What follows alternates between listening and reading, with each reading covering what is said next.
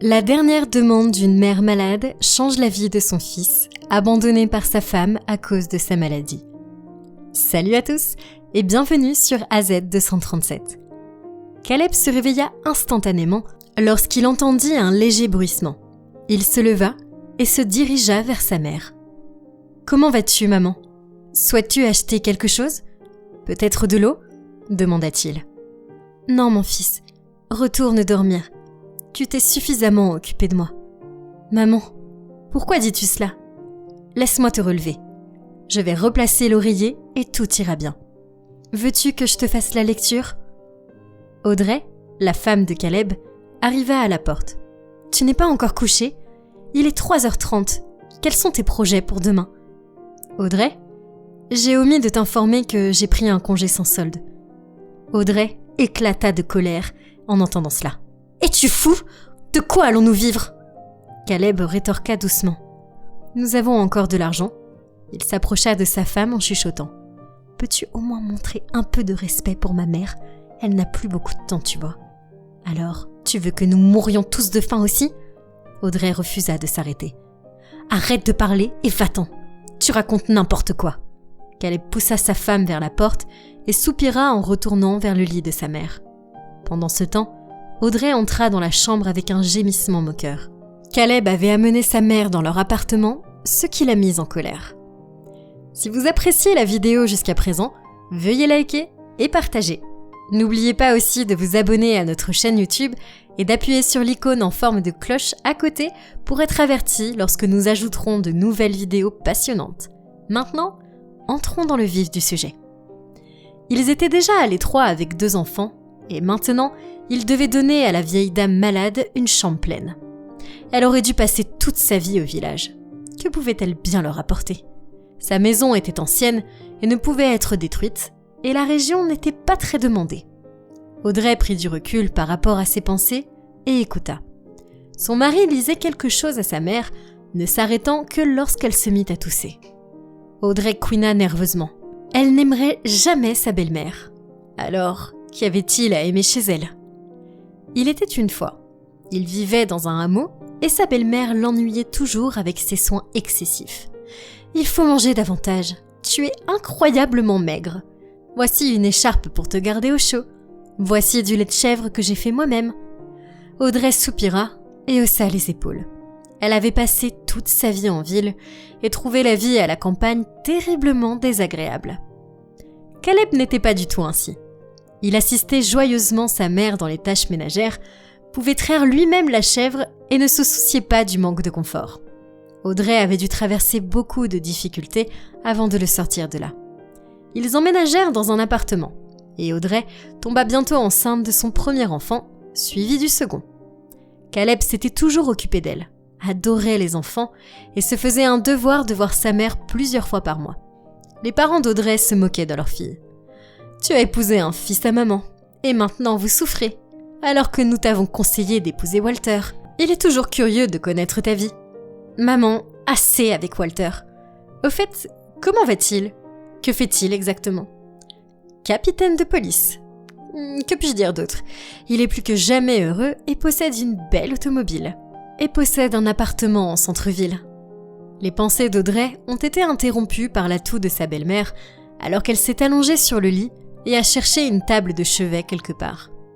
Caleb revenait de la pharmacie quand il a remarqué une ambulance devant sa maison. Maman lui passa par la tête et il se précipita vers la porte. Audrey avait en effet téléphoné au médecin. « Dès que tu es parti, je n'ai pas perdu de temps parce que ta mère a fait une crise. » Caleb a passé 2 jours à l'hôpital avec sa mère avant de la voir mourir le 3e jour. La mère demanda à son fils avant de mourir. « Cela te paraîtra inhabituel, fils, mais fais ce que je te dis. Te souviens-tu du buisson de groseilles rouges du porche ? Déterre-le et place-le à côté de ma tombe. Les oiseaux visiteront, chanteront et picoreront les fruits. S'il te plaît, fais-le, fils. » Il attrapa sa main.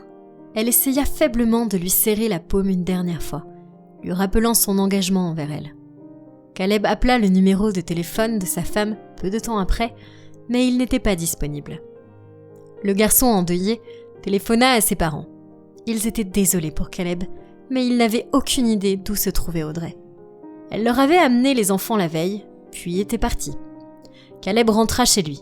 Il devait planifier lui-même les funérailles, sachant qu'il n'y aurait personne pour l'aider. Les jours de Caleb semblaient s'éterniser. Audrey n'est jamais revenue et ses enfants sont restés avec ses parents. L'homme alla de pièce en pièce, sans trouver un endroit calme. Il se rendit compte que quelque chose n'allait pas. Caleb avait finalement compris. Les affaires de sa femme avaient disparu.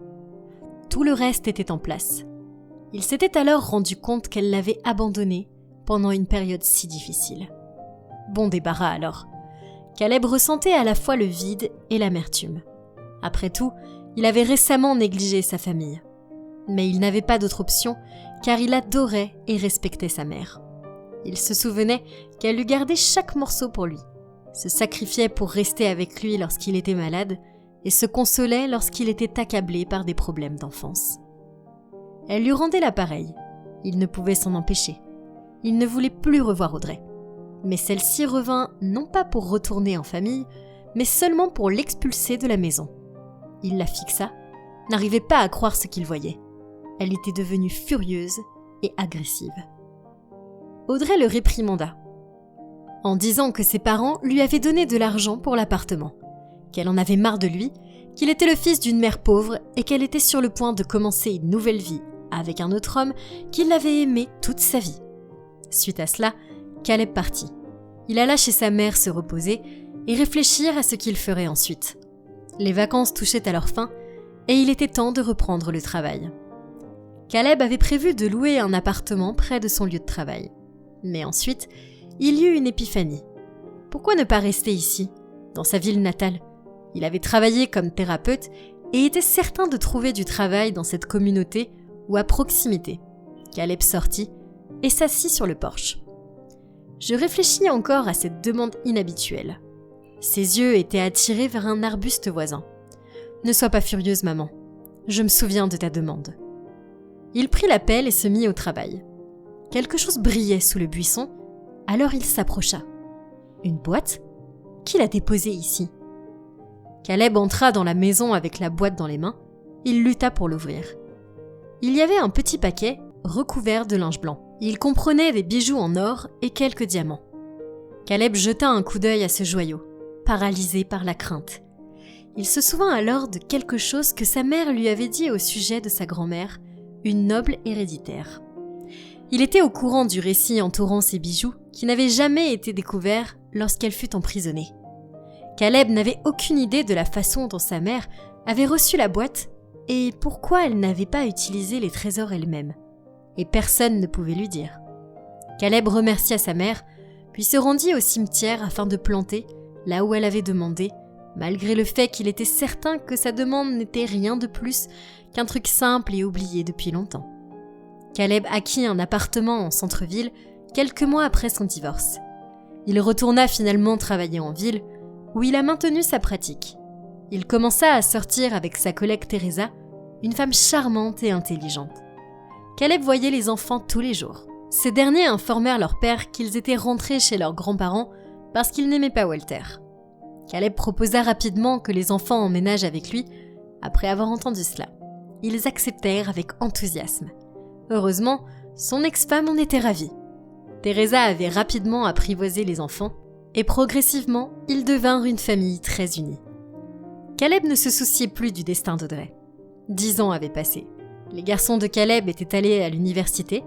Teresa et Caleb avaient également eu un fils et une fille. Caleb était de service de nuit à l'hôpital, un jour où on lui demanda de rendre visite à un patient fraîchement arrivé. Caleb a été surpris d'apprendre qu'il s'agissait de la mère d'Audrey. L'homme savait que son ancienne belle-mère vivait seule. Son mari était décédé il y a 3 ans et elle souffrait aujourd'hui, incapable de joindre le téléphone pour appeler une urgence. Caleb passait fréquemment la voir, faisant de son mieux pour soulager sa douleur. Elle se tourna brusquement pour lui faire face. « Je voudrais m'excuser pour tout. C'est ma faute si ta famille a été détruite. Audrey méritait mieux, je lui disais tout le temps. J'avais l'habitude de te taquiner parce que tu prenais soin de ta mère. Mais maintenant je l'envie. Elle est morte heureuse. Je méritais d'avoir un autre destin. Audrey m'a complètement oubliée. Elle n'a pas besoin de mon aide. et elle n'est pas venue me voir quand son père était malade. Et je te souhaite du bonheur et te demande de me pardonner. Oublions le passé. » « On dirait que tu me dis adieu, » répondit Caleb. « Crois-moi, c'est un peu tôt pour toi. »« Caleb, tu es si attentionné. Comment vont mes petits-enfants ? » ?»« Ils font leurs devoirs. Ils sont tous les deux à l'université et adultes. Ils seront bientôt là pour le week-end et te rendront visite sans aucun doute. » Caleb sourit. Ils continuèrent à converser. Caleb avait remarqué que les médicaments commençaient à agir et la triste femme s'était endormie. La thérapie et l'engagement bienveillant de Caleb dans son destin avaient aidé la femme à se remettre rapidement sur pied. Elle fut rapidement libérée, mais l'ancien gendre engagea une infirmière pour sa tranquillité d'esprit. Le 50e anniversaire de Caleb fut célébré dans l'ancienne résidence de sa mère. Il l'avait rénovée depuis longtemps. Désormais, toute la famille élargie aimait se rassembler sous son toit, surtout pendant l'été. Caleb avait même invité son ex-femme, ému par le geste. Qui plante la civilité récolte l'amitié, celui qui plante la gentillesse récolte l'amour. Passez une excellente journée et prenez soin de ceux qui vous entourent. Quelle est votre opinion au sujet de cette histoire ? Dites-le nous dans les commentaires. Merci d'avoir regardé jusqu'à la fin. Surtout n'oubliez pas de la liker et de la partager autour de vous. À très bientôt sur AZ 237.